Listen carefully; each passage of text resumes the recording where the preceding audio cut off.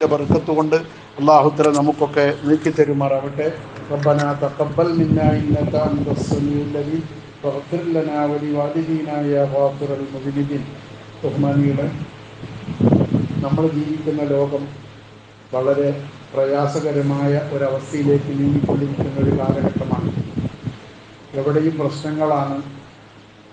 എല്ലാ രംഗത്തും, മതപരമായാലും രാഷ്ട്രീയമായാലും സാമൂഹികമായാലും അല്ലെങ്കിൽ ഇനി തൊഴിൽ മേഖലകളായാലും എവിടെയും മനുഷ്യന്മാർ ഇടപെടുന്ന മേഖലകളിലൊക്കെ ബഹറൽ ഫസാദു ഫിൽ ബർരി വൽ ബഹരി ബിമാ കസബത് അയ്ദിൻ നാസ്. പരിശുദ്ധ ഖുർആൻ പറഞ്ഞതുപോലെ കടലിലും കരയിലും ആകമാനം എല്ലാ മേഖലകളിലും പ്രശ്നങ്ങളാണ്.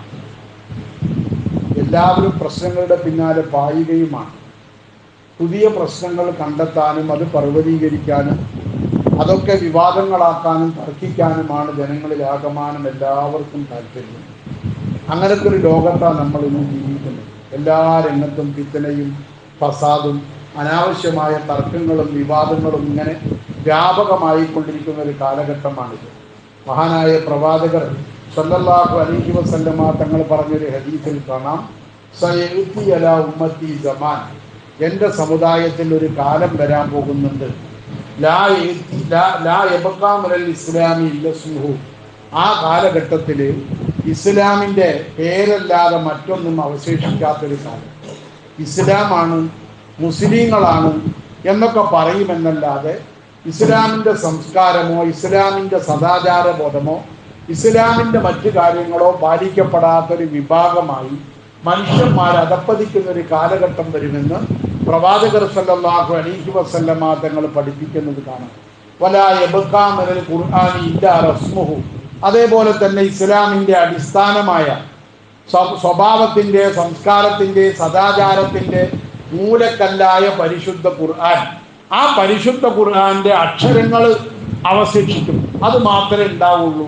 ഈ അക്ഷരങ്ങളിൽ കടിച്ചു തൂങ്ങിയുള്ള വിവാദങ്ങളും ആ അക്ഷരത്തിൻ്റെ പിന്നാലെ പോകുന്നൊരവസ്ഥയുമല്ലാതെ വിവരം സമൂഹത്തിൽ ആ ഖുർആൻ നൽകുന്ന ബോധനവും ഖുർആൻ നൽകുന്ന സന്ദേശവും സമൂഹത്തിലില്ലാത്ത ഒരു കാലം വരുമെന്ന് പ്രവാചകർ സല്ലല്ലാഹു അലൈഹി വസല്ലമ തങ്ങൾ പഠിപ്പിക്കുന്നത് കാണാം.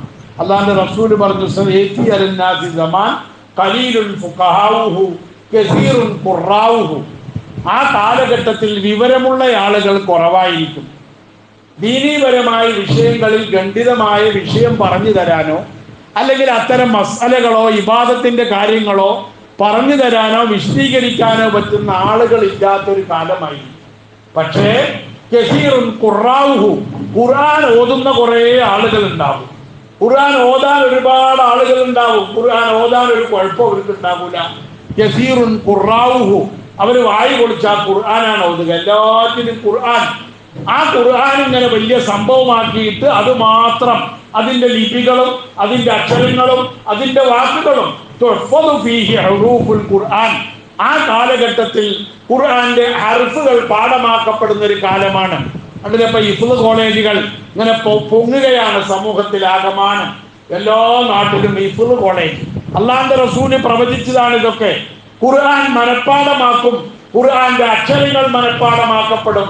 പക്ഷെ ഖുർആന്റെ ആശയങ്ങൾ പഠിപ്പിക്കപ്പെടാനോ അത് ശരിയായ രൂപത്തിൽ വരും തലമുറകളിലേക്ക് എത്തിച്ചു കൊടുക്കാനോ ആളില്ലാത്തൊരു കാലമായിരിക്കും ആ കാലഘട്ടത്തിൽ വരിക. ആ ഖുർആൻ നിശ്ചയിച്ച പരിധികളും പരിമിതികളും പാലിക്കാൻ ആളുണ്ടാവില്ല.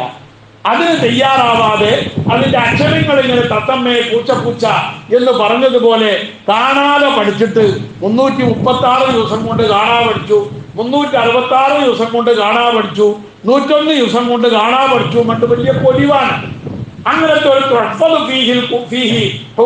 ഖുർആൻ ആ കാലഘട്ടത്തിൽ ഖുർആന്റെ ലിപികൾ കാണാതെ പഠിപ്പിക്കപ്പെടുന്ന ഒരു കാലം വരുമെന്ന് പ്രവാചകർ സല്ലല്ലാഹു അലൈഹി വസല്ലമ തങ്ങൾ ദീർഘദർശനം ചെയ്യുകയാണ്. എന്നിട്ട് ആ ഖുർആൻ കൊണ്ടാണ് വിവാദം. എല്ലാത്തിനും ഖുർആനാണ്, വേണ്ടതിനും വേണ്ടാത്തതിനുമൊക്കെ എല്ലാവരും ഖുർആനാണ് ഓതുന്നത്.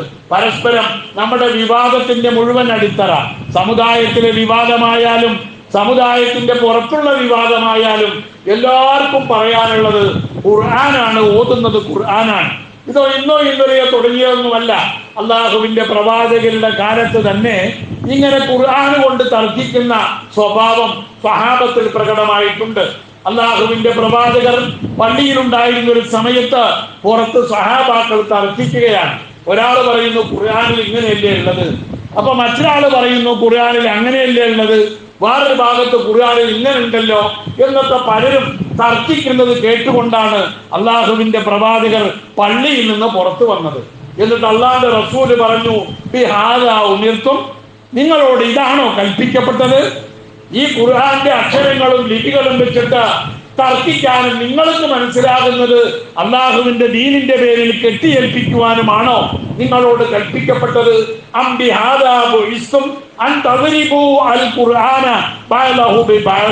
ഖുർആനിലെ ഒരായത്തിനെ വേറൊരായത്ത് കൊണ്ട് ഗണ്ണിക്കുക, ഒരാൾ പറഞ്ഞത് വേറൊന്ന് കൊണ്ട് എതിർക്കുക, ഇതിനു വേണ്ടിയാണോ നിങ്ങളെ അള്ളാഹു അയച്ചിരിക്കുന്നത്? ഇതിനു വേണ്ടിയാണോ പ്രവാചകന്മാരെ നിയോഗിച്ചത്? ഇന്നമാ ഹലക്കൽ ഉമമു ഖബ്ലക്കും, അള്ളാഹുവിന്റെ റസൂല് പറഞ്ഞു, നിങ്ങളുടെ മുമ്പുള്ള സമുദായങ്ങളൊക്കെ നശിച്ചു പോയത് ഫീ മിസ്ലിഹാദ, ഇതേപോലെ വേദഗ്രന്ഥത്തിന് ദുർവ്യാഖ്യാനങ്ങൾ അവനവന് തോന്നുന്നത് പോലെ ഓരോരുത്തരും പറയാൻ തുടങ്ങിയതിന്റെ ഫലമായിട്ടാണ് നിങ്ങളുടെ മുമ്പുള്ള സമുദായങ്ങൾ നശിച്ചു പോയത്. അതുകൊണ്ട് ഈ സ്വഭാവം ശരിയല്ല. നിങ്ങൾ ഖുർആൻ ഓതി തർക്കിക്കാൻ നിൽക്കണ്ട. ഖുർആനും കൊണ്ടല്ല നിങ്ങൾ തർക്കിക്കേണ്ടത്. ഫൻദുറുല്ലദീ അമർത്തും ബിഹി, ഞാൻ എന്താണ് നിങ്ങളോട് കൽപ്പിച്ചത് അത് നിങ്ങൾ പ്രവർത്തിക്കുക. ഫഅമലൂ ബിഹി, നിങ്ങൾ അത് പ്രവർത്തിക്കുക. ഖുർആൻ തിരിഞ്ഞത് എനിക്കാണ്, ഖുർആൻ വ്യാഖ്യാനിക്കേണ്ടത് ഞാനാണ്, ഖുർആൻ അല്ലാഹു തആല അയച്ചത് തന്നത് എനിക്കാണ്, അത് ഞാൻ നിങ്ങൾക്ക് വിശദീകരിച്ച് തന്നിട്ടുണ്ട്. അതുകൊണ്ട് ആ പറയുന്നത് പ്രകാരം ഞാൻ എന്താണോ പറഞ്ഞത്, എന്താണോ കൽപ്പിച്ചത് അത് നിങ്ങൾ സ്വീകരിച്ച് പ്രവർത്തിക്കുക. വൻദുറുല്ലദീന ഹൈതുക്കും അൻഹു, എന്താണോ ഞാൻ നിങ്ങളോട് നിരോധിച്ചത്, എന്താണ് നിങ്ങളോട് ചെയ്യരുതെന്ന് ഞാൻ പറഞ്ഞത്, ഫന്തഹു അൻഹു, അത് നിങ്ങൾ ചെയ്യാതിരിക്കുകയും ചെയ്യുക. ഇതാണ് വേണ്ടത്. അല്ല നിങ്ങൾ ഓരോരുത്തരും ഒരു ഖുർആൻ പരിഭാഷ വാങ്ങി വെച്ചിട്ട്, ഇപ്പൊ അതാണല്ലോ നമ്മുടെയൊക്കെ പള്ളികളിലും മഹല്ലുകളിലൊക്കെ ട്രെൻഡ്. അതാണ് പള്ളിയിൽ ഞാൻ കഴിഞ്ഞ ദിവസം ഒരു പള്ളിയിൽ കയറി നിസ്കരിക്കാൻ നിന്നപ്പോ നിസ്കരിക്കുന്ന നേരെ മുമ്പിൽ തന്നെ ഇങ്ങനെ ആദ്യമായിട്ട് അടുക്കി വെച്ചിരിക്കുന്നത് ഖുർആൻ പരിഭാഷ. ആരുടെ ഒന്നും ഞാൻ പറയില്ല, അതിൽ മുഴുവൻ നുണയാണ്. എഴുതിയ ആൾ എത്ര വലിയ ആളായാലും അതൊക്കെ ഞാൻ കുറേ ഖുർആൻ പരിഭാഷകൾ ഞാൻ വായിച്ചത് കൊണ്ടായി പറയുന്നത്. ഒരുപാട് തെറ്റുകൾ, അതിന്റെ ആശയവുമായിട്ട് ഒരിക്കലും യോജിക്കാത്ത വെറും വാക്കുകൾക്ക് മാത്രം വെച്ചിട്ട് അർത്ഥം പറയുന്ന പരിഭാഷകളാണ് ഇതൊക്കെ. ഇത് ലോകത്ത് അംഗീകരിക്കപ്പെട്ടതല്ല. നമ്മുടെ കേരളത്തിലായി തോന്നിയാസൊക്കെ. നമ്മൾ ഉംറയ്ക്ക് പോകുമ്പോൾ ഒന്ന് ശ്രദ്ധിച്ചോളി. നിങ്ങൾ ഉംറയ്ക്ക് പോയാലും ഹജ്ജിന് പോയാലൊക്കെ ഒരു ഖുർആൻ പരിഭാഷ കൊടുക്കുന്ന ഒരു പരിപാടിയുണ്ട് മക്കത്ത്. ഒരു ഖുർആൻ പരിഭാഷ കിട്ടും അവിടെ ചെന്നാൽ. ആ ഖുർആൻ അച്ചടിക്കുന്നിടത്ത് ചെന്നാൽ മുസാഫ് കണ്ടവർക്ക് അങ്ങനെ, ഖുർആൻ പരിഭാഷ കണ്ടവർക്ക് അങ്ങനെ ഒരു പരിഭാഷയുണ്ട്. മലയാളത്തിൽ ഒരു മലയാള ഖുർആൻ പരിഭാഷ ഉണ്ട്. ചെറിയ മുണ്ട അബ്ദുൽ ഹമീദ് എന്ന് പറയുന്ന ഒരു മുജാഹിദാണ് അത് എഴുതിയിരിക്കുന്നത്. മുഹമ്മദ് ബിൻ അഹമ്മദ് എന്ന പേരിൽ മുജാഹിദ് ജനറൽ സെക്രട്ടറി ആയിരുന്ന മുഹമ്മദ് മൗലവിയാണ് അതിന് അവതാരിക എഴുതിയിരിക്കുന്നത്. പക്ഷെ ആ സാധനത്തിൽ ചെയ്തിരിക്കുന്ന തട്ടിപ്പ്, അതിന്റെ ചട്ട രണ്ട് ഭാഗം നോക്കിയാൽ കാണാം. അറബികളെ പറ്റിക്കാൻ വേണ്ടി മലയാളത്തിലും ആളുകൾ ചെയ്യുന്ന തട്ടിപ്പ്. ഒരു ഭാഗത്ത് ഖുർആൻ പരിഭാഷ എന്നാണ് മലയാളത്തിൽ അതിലുള്ളത്. മലയാള ഭാഗത്ത് ഇടതു ഭാഗത്ത് നിങ്ങളുടെ ആളെമ്പ നോക്കുക, ഇവിടെ നിങ്ങണ്ട് ആ ഭാഗത്ത് നോക്കിയാൽ ഖുർആൻ പരിഭാഷ നേരിട്ടില്ല. കണ്ടിട്ടില്ലാത്തവരെന്റെ വീട്ടിൽ വന്നാൽ കാണിച്ചു തരാം. എനിക്ക് ഉംറയ്ക്ക് പോയപ്പോൾ കിട്ടിയിട്ടുണ്ട് ആ സാധനം, എൻ്റെ വീട്ടിൽ കിട്ടിയ സാധനം. ഖുർആൻ പരിഭാഷ എന്നാണ് അതിന് ഒരു ഭാഗത്ത് എഴുതിയിരിക്കുന്നത്. നാം മറുഭാഗത്ത് വലതു ഭാഗത്ത് എടുത്ത് നോക്കിയാൽ അവിടെ എഴുതി വെച്ചിരിക്കുന്നത് തർജുമത്തുൽ ഖുർആൻ വ തർജുമത്തു മആനിഹി. തർജുമ എന്ന് പറഞ്ഞാൽ പരിഭാഷ. ഖുർആൻ പരിഭാഷ എന്നുള്ളതിന്റെ അറബി എഴുതണമെങ്കിൽ എന്താ എഴുതേണ്ടത്? തർജുമത്തുൽ ഖുർആൻ എഴുതണം. അത് എഴുതിയിട്ടില്ല. അത് എഴുതിയ അറബികൾ പറയുന്നത് ഹറാമാണ്. തർജുമത്തുൽ ഖുർആൻ ഹറാമാണ്, അത് പറ്റൂല. ഹനഫി ഇമാം ഹറാമാന്ന് പറഞ്ഞിട്ടുണ്ട്, ഷാഫി ഇമാം പറഞ്ഞിട്ടുണ്ട്, ഹംബലി ഇമാം, എല്ലാ മദ്ഹബിന്റെ ഇമാമുകളും ഹറാമാന്ന് പറഞ്ഞവരാ. അതുകൊണ്ട് അറബികളെ സമ്മതിക്കൂല. അപ്പൊ അറബികളെ പറ്റിക്കാൻ വേണ്ടിയിട്ട് അവിടെ എന്താ എഴുതി? അൽ ഖുർആനു വ തർജുമത്തു മആനിഹി. ഇത് ഖുർആനും ഖുർആന്റെ ആശയത്തിന്റെ വിവർത്തനവുമാണ്. ഖുർആന്റെ വിവർത്തനമല്ല, ഖുർആന്റെ പരിഭാഷയല്ല, ഖുർആന്റെ ആശയത്തിന്റെ വിവർത്തനമാണ്. അൽ ഖുർആനു വ തർജുമത്തു മആനിഹി. മറുഭാഗത്ത് അറബി ഇപ്പുറത്തുനിന്ന് വലതു ഭാഗത്ത് മറിച്ചാലായി എഴുതി വെച്ചത്. ഇതാണ് നമ്മുടെ നാട്ടിൽ നടക്കുന്ന തട്ടിപ്പുകൾ. ഇതൊന്നും ആളുകൾക്ക് അറിഞ്ഞുകൂടാ. സാധാരണക്കാരിത് മനസ്സിലാക്കുന്നില്ല. അങ്ങനത്തെ ഒരു ഖുർആൻ പരിഭാഷ കൊണ്ടുപോയിട്ട് നിസ്കരിക്കാൻ നിൽക്കുന്നതിന്റെ മുമ്പിൽ തന്നെ കൊണ്ടുപോയി വെക്കുക. അപ്പൊ ഖുർആൻ ഓതാൻ വിചാരിക്കുന്നവൻ പോലും ആ ഖുർആൻ പരിഭാഷ എടുത്ത് വായിക്കേണ്ട ഒരു അവസ്ഥയിലേക്ക് നമ്മുടെ നാട്ടിലെ സുന്നി പള്ളികളുടെ കഥയായി പറയുന്ന സമസ്ത പള്ളികളിലാ ഇത് കൂടുതലായി കാണുന്നത്. എത്ര വൃത്തികെട്ട ആചാരം അത്! സമസ്തയുടെ ഏറ്റവും വലിയ നേതാവായിരുന്ന ശംസുൽ ഉലമ ഇ.കെ. അബൂബക്കർ മുസ്ലിയാർ ഖുർആൻ പരിഭാഷ കുഫിരിയത്താണ്, ഹറാമാണ് എന്നല്ല, അത് കുഫിരിയത്താണ് എന്ന് പറഞ്ഞ ആളാണ് ഇ.കെ. അബൂബക്കർ മുസ്ലിയാർ. അയാളുടെ പേര് പറയുന്ന അനുയായികളാണ് ഇപ്പൊ അതേ സാധനം പള്ളിന്റെ മിഹ്റാബിലും പള്ളിന്റെ മുമ്പിലും കൊണ്ടുവന്ന് വെച്ചിട്ട് അത് വായിക്കാൻ നമ്മളെ പ്രേരിപ്പിക്കുന്നു. എവിടേക്ക് എത്തി നമ്മുടെ ലോകം? ഇവരും ഈ സംഘവുമായിട്ട് എന്ത് ബന്ധം? പൂർവിക നേതാക്കന്മാര് ഹറാമാക്കിയതൊക്കെ നമ്മുടെ പുതിയ മൂല്യന്മാർക്ക് ഹലാല. പുതിയ തലമുറയ്ക്ക് ഈ ഹറാമുകളൊന്നും ബാധകമല്ല. ഞാൻ നിങ്ങളെ കുറ്റപ്പെടുത്തല്ല, നമ്മുടെ മൂല്യന്മാരുടെ കഥ ഈ പറയുന്നത്. അല്ലാണ്ട് റസൂല് പറയുന്നു ഇത്തരം വിഭാഗങ്ങള് അങ്ങനെ വന്നിട്ട് ഖുർആന്റെ നിയമങ്ങളൊക്കെ നമ്മിൽ നിന്ന് നഷ്ടപ്പെട്ടു പോവുകയാണ്. അല്ലാണ്ട് റസൂല് നമ്മളോട് പറയുന്നത് നിങ്ങൾ അത്തരം ഏർപ്പാട് വേണ്ട, ഖുർആന്റെ ആയത്ത് വെച്ച് കളിക്കാൻ നിൽക്കണ്ട, അത് അങ്ങോട്ടും ഇങ്ങോട്ടും പറഞ്ഞിട്ട് തർക്കിക്കാൻ നിൽക്കണ്ട. ഞാൻ എന്താണ് കൽപ്പിച്ചത് അത് നിങ്ങൾ ചെയ്യുക, ഞാൻ എന്താണ് നിരോധിച്ചത് അത് നിങ്ങൾ വർജിക്കുക. അപ്പൊ റസൂലുള്ളാഹിയെയാണ് നമ്മൾ പഠിക്കേണ്ടത്, അല്ലാതെ റസൂലിന്റെ ഹദീസാണ് നമ്മുടെ ദീന്. ആ റസൂലുള്ളാഹിയിലൂടെയാണ് നമ്മൾ പഠിക്കേണ്ടത്. ഇതാണ് ഇന്ന് സമൂഹത്തിലെ തർക്കങ്ങളുടെ ഒട്ടുമിക്കവാറും തർക്കങ്ങളൊക്കെ വരുന്നത് ഇവിടെയാണ്. മഹാനായ ഉമർ ഇബ്നുൽ ഖത്താബ് റളിയല്ലാഹു അൻഹു തങ്ങൾ പറഞ്ഞതായിട്ട് കാണാം, സയഅതി ഉനാസുൻ, കുറച്ച് ആളുകൾ വരാൻ പോകുന്നുണ്ട്, ഈ സമുദായത്തിൽ ഉണ്ടാകാൻ പോകുന്ന ഒരു ഭവിഷ്യത്ത്, യഖുദൂനകും ബിശുബ്ഹാത്തിൽ ഖുർആൻ, അവർ നിങ്ങളോട് തർക്കിക്കാൻ വരും. ഖുർആനിലെ ആശയം വ്യക്തമല്ലാത്ത ആയത്തുകൾ ഓതി തർക്കിക്കും. ശുബ്ഹാത്തുൽ ഖുർആൻ, ആശയം വ്യക്തമല്ലാത്ത ആയത്തുകൾ ഞാൻ നേരത്തെ വിശദീകരിച്ചിട്ടുണ്ട് പല ദിവസങ്ങളിലും. ആ ശുബ്ഹാത്തുൽ ഖുർആൻ ആശയം വ്യക്തമല്ല, ആ വാക്കുകളുടെ അർത്ഥം എന്തെന്ന് തിരിഞ്ഞിട്ടില്ല, അങ്ങനത്തെ വാക്കുകൾ വെച്ചിട്ട് തർക്കിക്കാൻ ചില ആളുകൾ നിങ്ങളോട് വരും. അത്തരം ആളുകളെ ഫഖുദൂഹും ബിസ്സുനൻ, നിങ്ങൾ അവരെ ആയത്തോതിയല്ല ഗണ്ണിക്കേണ്ടത്, ഖുർആൻ കൊണ്ടല്ല എതിർക്കേണ്ടത്, അവരെ നിങ്ങൾ പിടിക്കേണ്ടത് ഹദീസ് കൊണ്ടാണെന്ന് മഹാനായ ഉമർ ഇബ്നുൽ ഖത്താബ് റളിയല്ലാഹു അൻഹു തങ്ങൾ പറഞ്ഞതായിട്ട് ഉദ്ധരിക്കപ്പെട്ടതായിട്ട് കാണാം. അതുകൊണ്ട് തന്നെ അത്തരം തർക്കങ്ങൾ വെറുതെ വേണ്ടാത്ത അത്തരം അർത്ഥങ്ങൾ അതിന് വന്നിട്ടില്ല. റസൂലുള്ളാഹി തങ്ങൾ ആ അർത്ഥം അതിന് കൽപ്പിച്ചിട്ടില്ല. പൂർവികരായ മുഫസ്സിറുകൾ അങ്ങനെ അർത്ഥം പറഞ്ഞിട്ടില്ല. ഓരോന്നും ഇങ്ങനെ പറയാ, എന്നിട്ട് അതിന്റെ പേരിൽ മറ്റുള്ളവരെ മുശ്രിക്കാക്കുക, കാഫിറാക്കുക, മറ്റുള്ളവരെ തെറ്റിദ്ധരിപ്പിക്കുക. വലിയ സംഭവമായിട്ട് നമ്മൾ കാണുന്നതാണ്. ഇപ്പൊ ആ പള്ളിന്റെ മിഹ്റാബിന്റെ മിമ്പറിന്റെ ഒക്കെ മുകളില് മിക്കവാറും പുതിയ പള്ളികളിലൊക്കെ കാണാം, അന്നൽ മസാജിദലില്ല ഫലാ തദ്ഉ മഅല്ലാഹി അഹദാ, പള്ളികളൊക്കെ അല്ലാഹുവിന്റെയാണ്, അല്ലാഹുവിനെ അല്ലാതെ മറ്റാരെയും വിളിക്കരുത് എന്ന് എഴുതി വെച്ചിരിക്കുകയാണ്. അപ്പൊ പള്ളി അല്ലാഹുവിന്റെയാണെന്നുള്ളതിന് രജിസ്റ്റർ ഓഫീസിൽ പോയി രജിസ്റ്റർ ചെയ്താൽ മതി. ഇവിടെ എഴുതി വെക്കേണ്ട വല്ല ആവശ്യമുണ്ടോ? പഞ്ചാര ചാക്കിൽ എന്തിനാ പഞ്ചാരാന്ന് എഴുതുന്നത്? അതും പിത്തനുണ്ടാക്കാൻ വേണ്ടി എഴുതുന്നൊരു എഴുത്താ. ഫലാ തദ്ഉ മഅല്ലാഹി അഹദാ, അല്ലാഹനെ കൂടാതെ ആരെയും വിളിക്കരുത്. വലിയ സംഭവമാക്കിയിട്ട് ഒരായത്ത് കണ്ടുപിടിച്ചിരിക്കുക. ശുബ്ഹാത്തുൽ ഖുർആനാണത്. ആ വിളി എന്ന് പറയുന്നത് എന്താ? ഇവരുടെ ആശയ സ്രോതസ്സായ, ലോകം കണ്ട ഏറ്റവും വലിയ മുഖത്തടിയായ ലാല്യം മുതല്യം എന്ന് ഇവരെ തങ്ങൾ പറഞ്ഞ ഇബ്നു തൈമിയ്യ അദ്ദേഹത്തിന്റെ ഇഖ്തിലാഉ സിറാത്ത് എന്ന് പറയുന്ന കിതാബിന്റെ 416 പേജിൽ പറയുന്നുണ്ട് ഈ വിളിയുടെ കഥ. നമ്മളൊക്കെ ഉണ്ടാവുമല്ലോ, ഓരോരുത്തർക്കും ഉണ്ടാവും. ചില ആളുകൾ കാല് വെച്ചു കുത്തിയാൽ എന്ത് പറയും? എൻ്റെ അമ്മയെ പറയും. എന്തുകൊണ്ട്? അവൻ ചെറുപ്പം മുതലേ ഉമ്മാൻ അങ്ങനെ സ്നേഹിക്കുന്നവരാ, അതുകൊണ്ട് അവൻ എൻ്റെ അമ്മയെ പറയും. വേറെ ചിലര് ബദരീങ്ങളെ സ്നേഹിക്കുന്നവനാ, അപ്പൊ അവന്റെ കാല് വെച്ചു കുത്തിയ പെട്ടെന്ന് വല്ല വണ്ടി ഇടിക്കാൻ വരുന്നത് എൻ്റെ ബദരീങ്ങളെ അവൻ പറയും. വേറെ ചിലർ എന്ത് ചെയ്യും? വല്ല പ്രയാസം വരുമ്പോ മഹാനായ അബ്ദുല്ലാഹി ഇബ്നു ഉമർ റളിയല്ലാഹു അൻഹു തങ്ങള് അദ്ദേഹത്തിന്റെ കാല് കോച്ചി, എന്നിട്ട് കാല് കോച്ചാ പറയുള്ളൂ, കാല് കോച്ചി. ഇത് ഇമാം ബുഖാരി ഉദ്ധരിച്ച സംഭവമാണ് അദബുൽ മുഫ്രദ് എന്ന് പറയുന്ന അദ്ദേഹത്തിന്റെ കിതാബിൽ. കാല് കോച്ചി, കാല് കോച്ചി കഴിക്കാൻ നോക്കുമ്പോ കാല് കിട്ടുന്നില്ല, കാല് പൊങ്ങണില്ല, കോച്ചിരിക്കുകയാണ്. അതിന് തൊട്ടപ്പുറത്ത് അബ്ദുല്ലാഹി ഇബ്നു അബ്ബാസ് റളിയല്ലാഹു അൻഹു ഉണ്ടായിരുന്നു. അബ്ദുല്ലാഹി ഇബ്നു അബ്ബാസ് തങ്ങൾ മൂപ്പരോട് പറഞ്ഞു, മണി പഠിച്ചോളി, നല്ലൊരു മരുന്ന.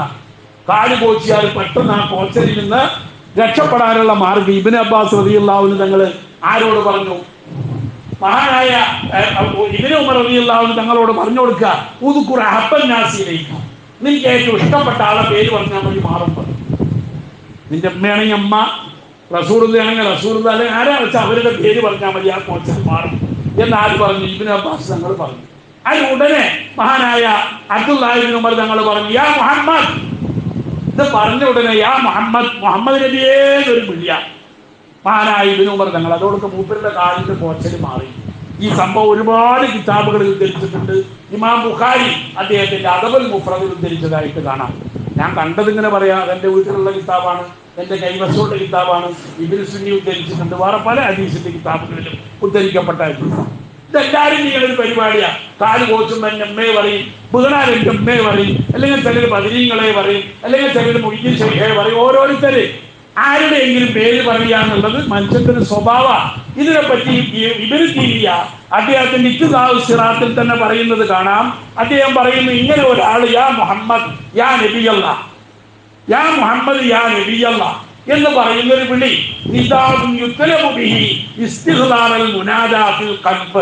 ഒരു മനുഷ്യൻ അവൻ വിളിക്കുന്ന ആളെ അവന്റെ മനസ്സിലേക്ക് കൊണ്ടുവരാൻ വേണ്ടി ഉപയോഗിക്കുന്ന ഒരു വാക്കാണത്. അവന്റെ മനസ്സിൽ ആ ആളുള്ളത് കൊണ്ടാണ് അവൻ അയാളെ വിളിച്ചത്.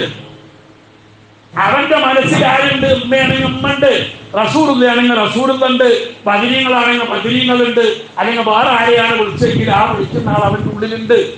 ആ മനസ്സിലുള്ളത് അവന്റെ നാവിലേക്ക് കൊണ്ടുവന്നു എന്ന് മാത്രമേ അതുകൊണ്ട് അവൻ ഉദ്ദേശിക്കുന്നുള്ളൂ. ഏതുപോലെ കമായ കൂരുൽ മുസല്ലി അസ്സലാമു അലൈക അയ്യുഹൻ നബിയ്യു, നിസ്കരിക്കുന്ന ഒരാൾ അത്തഹിയ്യാത്ത് ഓതുമ്പോ അസ്സലാമു അലൈക അയ്യുഹൻ നബിയ്യു, ഏ നബിയായിട്ടുള്ളവരെ താങ്കളുടെ മേൽ അല്ലാഹുവിന്റെ രക്ഷയുണ്ടാവട്ടെ എന്ന് നബിനെ വിളിക്കുന്നത് പോലെ.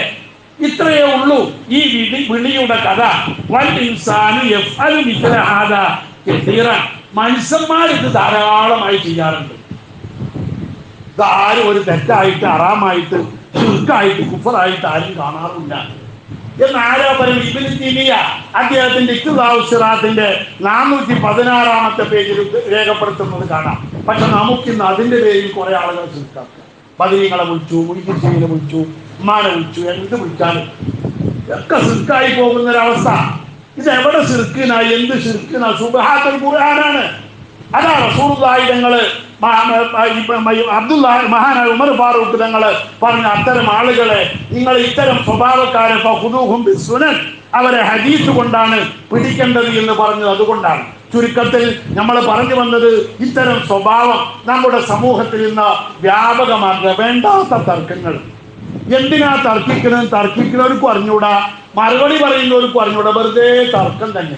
ആ നേരം 10 സുബ്ഹാനല്ലാഹോ അസ്തഗ്ഫിറുല്ലാഹോ പറഞ്ഞാൽ അത് കിട്ടൂല മനുഷ്യന്മാരെ. നമ്മൾ എന്തിനാണ് ഈ തർക്കിക്കുന്നത്? രാഷ്ട്രീയത്തിന്റെ പേരിലുള്ള തർക്കം, അല്ലെങ്കിൽ മതത്തിന്റെ പേരിലുള്ള തർക്കം, അല്ലെങ്കിൽ സുന്നി അല്ലാത്ത തമ്മിലുള്ള തർക്കം.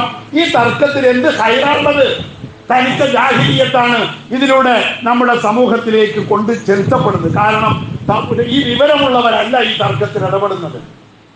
പറയണവനിക്കും അറിഞ്ഞൂടാ, പറയപ്പെടുന്നവനും അറിഞ്ഞൂടാ എന്താണ് അതിന്റെ സത്യം. ജയിക്കുക എന്നുള്ള ഉദ്ദേശം മാത്രമേ ഉള്ളൂ.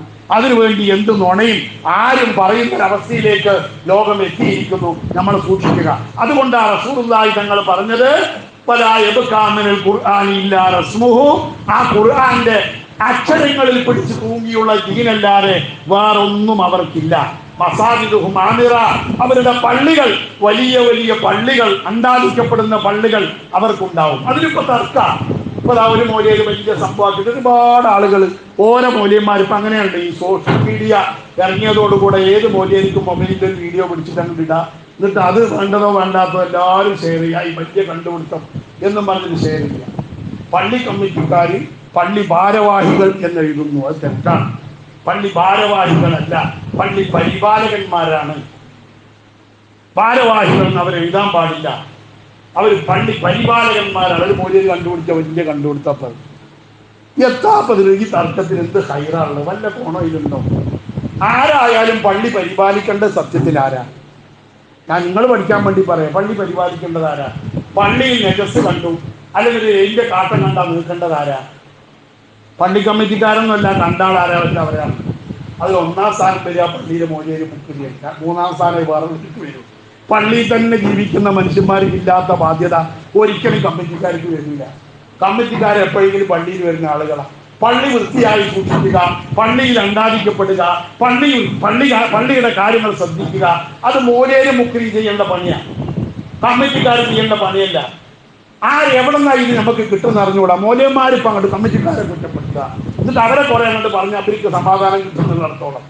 പള്ളിയിൽ 24 മണിക്കൂറും ജീവിക്കുന്ന മനുഷ്യൻ അവിടെ കാണുന്ന നഴ്സ് നിൽക്കണില്ല, വൃത്തികേട് നിൽക്കണില്ല, പറഞ്ഞ അയാളാ കുറ്റക്കാരൻ. അയാൾക്ക് ഈമാനില്ല. ഇന്നമായ അഴമുറു മസാജിദുള്ളാഹി മൻ ആമനബില്ല. ഈമാൻ ഉണ്ടെങ്കിൽ ആ മോലിയർ അത് വൃത്തിയാക്കണം. ആരാ കണ്ടു വെച്ചാൽ അവനാണത് വൃത്തിയാക്കേണ്ടത്. അത് അവന്റെ ബാധ്യതയാണ്. ഞാൻ ശമ്പളം വാങ്ങണില്ലല്ലോ, എന്റെ ഡ്യൂട്ടിപ്പെട്ടതല്ലല്ലോ എന്ന് ഒരുത്തം പറഞ്ഞ അവൻ ഈമാനില്ല, അവൻ മുഅ്മിനല്ല. മുഅ്മിനാണെങ്കിൽ അവനത് ചെയ്യും. അതാണ് പള്ളി പരിപാലനം എന്ന് പറഞ്ഞാൽ. അല്ലാതെ പള്ളി കമ്മിറ്റിക്കാർക്ക് ഭാരവാഹികളെന്ന് പറയാൻ പറ്റൂല. അവര് ഭാരം ചുമക്കണില്ല. അവരില്ലെങ്കിൽ പിന്നെ ആരവിടെ ഭാരം ചുമക്കുന്നത്? അവർ ഈ ചീത്ത കേട്ടില്ലെങ്കിൽ ഏത് പള്ളി അവിടെ നടക്കുക? എല്ലാ പള്ളിയിലും അങ്ങനെ തന്നെ. ചീത്ത കേൾക്കുന്നത് മുഴുവൻ പള്ളി കമ്മിറ്റിക്കാരാ, പിച്ചത് മുഴുവൻ കൊണ്ടുപോകണത് ആരാ? മോലിയരാ. ഒരു കൊല്ലം ഒരു മോലിയരൊക്കെ നാട്ടിൽ നിന്ന് എത്ര ഉറുപ്പ്യ കൊണ്ടുപോകുന്നുണ്ടെന്ന് ആലോചിച്ച് നോക്കണം. ഒരു മാസത്തെ ശമ്പളം നോക്കിയാൽ പോലെ അതിന്റെ ചെലവൊക്കെ ഒന്ന് നോക്കണം. എന്നിട്ട് അവർ ഇല്ലാത്ത ഉത്തരവാദിത്വം ആർക്ക്? ഈ കമ്മിറ്റിക്കാർ. ഞാൻ നിങ്ങളെ കുറ്റപ്പെടുത്തല്ല കേട്ടോ, ലോകത്തൊക്കെ ലോകം കേൾക്കുന്നുണ്ട്. എന്നിട്ട് ഇത് വലിയ സംഭവമാക്കിയിട്ട് ഇതെന്ത് വിവാദമാണ് കൊണ്ടത്? എന്ത് ഖൈറാത്തിലുള്ളത്? കണ്ടവന്റെ ബാധ്യതയാണെന്ന് എല്ലാ കിതാബുകളിലും ഉണ്ട്. ആരാണ് പള്ളിയിൽ വൃത്തികേട് കണ്ടത്? അതാ നീക്കൽ അവന് നിർബന്ധമാണ്. അല്ലാതെ ശമ്പളം വാങ്ങുന്നുണ്ടെന്ന് പറഞ്ഞിട്ട് വേറൊരാളെ തലയിലിടാൻ പറ്റൂല. അത് ഖത്തീബാ കണ്ടതെങ്കിൽ ഖത്തീബ് നിൽക്കണം. മുഅദ്ദിനാണ് കണ്ടതെങ്കിൽ മുഅദ്ദിന് നിൽക്കണം. പ്രസിഡന്റ് കണ്ടാ പ്രസിഡന്റ് നിൽക്കണം. ആര് കണ്ടാലും കണ്ടവന്റെ ബാധ്യത. അതാണ് പള്ളിയോടുള്ള ആദരവ്. അതാണ് പള്ളിയുടെ ഇമാറത്ത് എന്ന് പറഞ്ഞാല്. ഇതൊന്നും ആർക്കും ബാധകല്ല. എങ്ങനെയെങ്കിലും വേറുള്ളവരെ കുറ്റപ്പെടുത്തുക. അതാ നമ്മളെ സമൂഹത്തിലെ വിവാദം എന്ന് പറഞ്ഞ വേണ്ടാത്ത വിവാദങ്ങൾ. എന്നിട്ട് അതിങ്ങനെ വേറുള്ളവരെ കുറ്റപ്പെടുത്താൻ എന്താ മാർഗം? അവനവന്റെ ബാധ്യതകളെ പറ്റി ഒരു സമൂഹത്തെ ബോധവൽക്കരിക്കാൻ കഴിയാത്ത ഒരു സമൂഹമായി നമ്മൾ മാറിക്കൊണ്ടിരിക്കുന്നു. അതുകൊണ്ടാണ് ഈ മുസീബത്തുകൾ ഇങ്ങനെ ഇറങ്ങിയത്. നമ്മുടെ ശത്രുക്കൾ ഇത്ര ശക്തരായിത്തീരുന്നതും അതുകൊണ്ടാണ്. അള്ളാഹു കാത്തുരക്ഷിക്കുമാറാവട്ടെ. മഹാനായ ഹക്കീം ഹക്കീം അദ്ദേഹത്തിന്റെ പിതാവിനെ തൊട്ട് ധരിക്കപ്പെട്ടിരുന്ന ഹദീസ്. അദ്ദേഹം സഹാബിയാണ്. അദ്ദേഹം പറയുന്നു, റസൂലുള്ളാഹി തങ്ങൾ പറഞ്ഞു, എന്റെ സമുദായത്തിൽ ഒരു കാലം വരാൻ പോകുന്നുണ്ട്. ഉലമാഉഹാ ഫിത്ന. ആ സമുദായത്തിലെ നാശം ആ കാലത്തെ പണ്ഡിതന്മാരാണ്. അവരാണ് നാശം.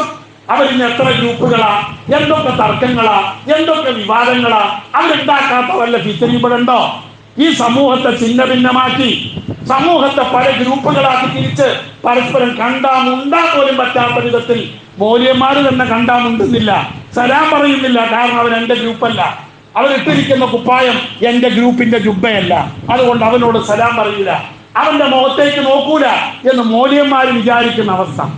എന്തൊക്കെ തട്ടിപ്പുകളാണ് നമ്മുടെ ലോകത്തിൽ നടക്കുന്നത്, എന്തൊക്കെ വൃത്തികേടുകളാണ് നടക്കുന്നത്. അതാ റസൂലുള്ളാഹി പറഞ്ഞത്, ഉലമാഉഹാ ഫിത്ന. ഈ സമുദായത്തിന്റെ നാശം പണ്ഡിതന്മാർ തന്നെയായിരിക്കും ആ കാലഘട്ടത്തിലുള്ള നാശം. വഹുകമാഉഹാ ഫിത്ന. ആ കാലഘട്ടത്തിലെ ബുദ്ധിജീവികളും നാശം തന്നെയാണ് എന്ന് മാത്രമല്ല, പള്ളികൾ ധാരാളം ഉണ്ടാവും. എത്ര പള്ളികളാ? എല്ലാ മുക്കിലും മൂലയിലും പള്ളികളാണ്. പക്ഷെ ആ പള്ളികളുടെ അവസ്ഥ എന്താ? വൽ ഖുർആൻ, പള്ളികളും ഖുർആൻ ഓത്തുകാരും ഖുർആൻ പണ്ഡിതന്മാരും. കേൾക്കുന്നുണ്ടല്ലോ നമ്മള് ഖുർആൻ പണ്ഡിതന്മാർ. എന്തൊക്കെയാ അപ്പൊ ഖുർആൻ പണ്ഡിതന്മാര് പറയുന്നത്? നിങ്ങൾ കേൾക്കുന്നുണ്ടല്ലോ, ഞാൻ പറയണ്ടല്ലോ. മക്കൾക്ക് ഒരു പോലീസില്ല, മദീനയ്ക്ക് യാതൊരു പോലീസില്ല, ഇബ്രാഹിം നബി ഒന്നുമല്ല, അങ്ങനെ തുടങ്ങിയിട്ട് ഇന്നതാ ഇപ്പൊ പറയണമെന്ന് യാതൊരു കയ്യും കണക്കില്ല. ഇവരൊക്കെ ഖുർആൻ പണ്ഡിതന്മാരെ ഞാൻ ചോദിക്കട്ടെ. ബാക്കി നിങ്ങൾ ഇതൊക്കെ കേൾക്കുന്നവരായതുകൊണ്ട് ഇതിൽ കുടുങ്ങണ്ട വിചാരിച്ച് പറയാം. നിങ്ങളുടെ മൊബൈലിൽ ഈ സാധനങ്ങളൊക്കെ കിട്ടും. നിങ്ങൾ ഇതൊക്കെ കേട്ട് തെറ്റിദ്ധരിക്കുകയാണ്.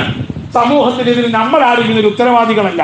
നിങ്ങൾ ഇത്തരം ഫിത്തനകളിൽ പെടാതിരിക്കാനാണ് ഞാൻ നിങ്ങളോട് ഇത് പറയുന്നത്. അതുകൊണ്ട് തന്നെ ആ വിഭാഗം ലാ യജിദൂന ആലിമൻ, ഒരു ആലിമിനെ ആ കൂട്ടത്തിൽ കാണൂല. പിന്നെന്താ? വേഷം കെട്ടികളാണ്. ആലിമല്ല, ആലിമായതല്ല, വേഷം കെട്ടി ആലിമായതാണ്. ഞാനിപ്പോൾ അടുത്ത് ഒരു കല്യാണ നിശ്ചയത്തിനും വേണ്ടി ഒരു പള്ളിയിൽ ചെന്നു. അവിടെ ചെന്നപ്പോൾ അവിടെ അസ്ഹരി ബിരുദമുള്ള മൂലയിലാണ് അവിടുത്തെ ഖത്തീബിനോട് എഴുതി വെച്ചിട്ടുണ്ട്.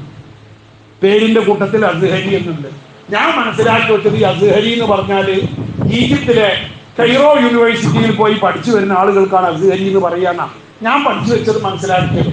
സമസ്തയുടെ പ്രസിഡന്റായിരുന്ന അസ്ഹരി തങ്ങള്, സയ്യിദ് മുഹമ്മദ് അലി ശിഹാബ് തങ്ങള്, ഇവരൊക്കെ അവിടെ പഠിച്ചവരാണ്. അതുപോലെ ഒരാളായിരിക്കും ഇയാളെന്ന് ഞാനും വിചാരിച്ചു. ഞാൻ നിസ്കാരത്തിൽ പോയി തുടർന്നു. നിസ്കാരം കഴിഞ്ഞപ്പോൾ ദ്വാരക്കണതൊക്കെ തെറ്റാണ്. കല്യാണം നിശ്ചയം കഴിഞ്ഞിട്ട് അയാളെ ദ്വാരുന്നതിൽ അറബി ഭാഷയുടെ നിയമങ്ങളൊന്നും അയാൾക്ക് അറിയില്ല. അതിന് ഞാൻ അവിടുത്തെ മുഅദ്ദിനോട് മുക്രി ഓടിച്ചു, ഇയാൾ അസ്ഹരി എന്നൊക്കെ പറയുന്നു, ഈജിപ്തിൽ പോയി പഠിച്ചിട്ട് ഇയാൾക്ക് അറബി ഭാഷ എന്താണെന്ന് ജില്ലയിലേ ചോദിച്ചു ഞാൻ. അപ്പൊ മുക്രി പറയാ, അത് ഉസ്താദിനെ അറിയാഞ്ഞിട്ടാണ്. ഇപ്പൊ അസ്ഹരി ബിരുദത്തിന്റെ ഡൂബിളി 3 ഉണ്ട് കേരളത്തില്. അത് ഒറിജിനൽ. അതിന്റെ ഡൂബിളി 3 കേരളത്തിൽ കൊടുക്കുന്നുണ്ട്. ഞാനറിയില്ല, അതുവരെ ഞാൻ കേട്ടിട്ടില്ല. ഇപ്പൊ മൗലവിമാരുടെ അവസ്ഥയിൽ പറയുന്നത് ബിരുദം അസ്ഹരി, എന്നാലോ ഈജിപ്തിലും പോയിട്ടില്ല, അസ്ഹറിലും പോയിട്ടില്ല. കള്ള ഡൂബിളി ബിരുദങ്ങളാണ് ഇപ്പൊ മൗലവിമാർ വരെ ഇറങ്ങണത്. നമ്മളൊക്കെ സൂക്ഷിക്കണം. 10 അപ്പൊ ഞാൻ അന്വേഷിച്ചു. ഇന്നലെ ഒരാളോട് അതിനെ പറ്റി അന്വേഷിച്ചു. ഞാൻ ബിരുദം എവിടെ നിന്നായി ബിരുദം കൊടുക്കണം. അപ്പൊ പയ്യന്നൂരുണ്ടത്ര ഒരു കോളേജ്, ഒരു അസ്ഹരി, 3 അസ്ഹരിയിൽ ഒരു അസ്ഹരി. മുമ്പ് കിതാബ് ഓതിയിലെ ഒന്നും കുഴപ്പമില്ല, അവിടെ ചെന്നാൽ 10 മാസം അവിടെ നിന്നാൽ മതി, അസ്ഹരി ബിരുദം കിട്ടും. ഒന്നും അറിയണ്ട. അപ്പൊ വടക്കഞ്ചേരിയിൽ ഒരു തുണിക്കടയിൽ നിന്നിരുന്ന ഒരു ചെക്കൻ, അവൻ ചെന്നിട്ട് പയ്യന്നൂർ ആ കോളേജിൽ ചേർന്നു. അവനിപ്പോൾ അസ്ഹരിയായി ബിരുദം വാങ്ങി ഇറങ്ങി എന്നാ പറഞ്ഞത്. എൻ്റെ മകൻ്റെ കൂട്ടുകാരനാണത്. കിതാബോധി മൂല്യരൊന്നുമല്ല, ആ 10 മാസം കൊണ്ട് ബിരുദം വാങ്ങി ഇറങ്ങിയാൽ നിങ്ങൾക്കിത് തിരിയൂല. അതുകൊണ്ട് അതൊക്കെ പറയുന്നത്. നിങ്ങൾക്ക് എന്താ അറിയാ ബിരുദം? ബിരുദമുള്ള മൂല്യര് ഞങ്ങളുടെ മദ്രസയിലെ മൂല്യര് ബിരുദമുള്ള മൂല്യര് അസ്ഹരിയ, പൈസ, സക്കാഫിയ എന്നൊക്കെ പറയുമ്പോൾ നിങ്ങൾ ആലോചിക്കണം. ഇതൊക്കെ ഇപ്പൊ ഒക്കെ ഡൂബിളി ഇറങ്ങിയിട്ടുണ്ട്. ഇതിൻ്റെ ഒക്കെ ചൈനക്കാരെ ഇറക്കാൻ തുടങ്ങിയിട്ടുണ്ട് എന്ന് പറഞ്ഞ പോലെ എല്ലാത്തിനും ഡൂബിളി. ഉലമാഉഹും ഫിത്ന.